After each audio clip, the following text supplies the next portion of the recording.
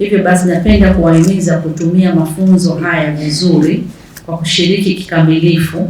Usipoelewa uliza maswali na kubadilishana uzoefu ili kila mmoja apate manufaa makubwa, especially kwenye eneo la mafuta. Naomba nisisitizie hilo, na ninasisitiza kwa sababu na mimi ni mtaalamu wa chakula.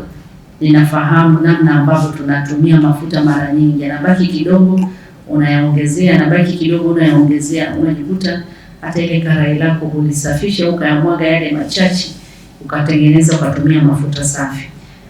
Kwa hiyo ndugu washiriki, nipende kutumia fursa hii kuwakumbusha kwamba serikali yetu ya awamu ya 6 inahimiza matumizi ya nishati safi kwa manufaa mapana ya taifa letu, lakini pia na sisi pale TBS tunathibitisha ubora zile nishati safi katika kuhakikisha kwamba na nyinyi mnapoenda kuzinunua au kuzitumia, basi hiyo anasema ni nishati safi, basi kweli ni nishati safi. Hivyo nipende kuchukua fursa hii kuwapongeza wafanyabiashara wa chips ambao kwa sasa wameweza kufika, lakini pia kuwa tayari kupokea mafunzo haya, na wale ambao wameshaanza kutumia matumizi ya nishati safi. Lakini kama bado hujaanza, basi tukuombe angalia uwezekano na wewe ukatumia nishati safi. Tunaifahamu nishati safi.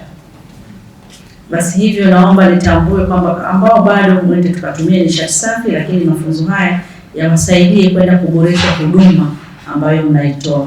Hivyo nitumie fursa hii kuwahimiza katika biashara zenu kutumia nishati safi kutumia nishati safi, kwani matumizi ya nishati safi hurahisisha na hupunguza gharama, hupunguza uchafuzi wa mazingira, lakini pia hupunguza athari kwa mtumiaji wa nishati hiyo na wanaomzunguka. Uwepo wa mafunzo haya sisi tuna mabadiliko kidogo, sababu unajua wengi tunafanya kienyeji.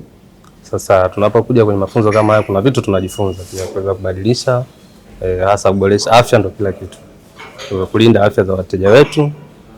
Nafikiri ni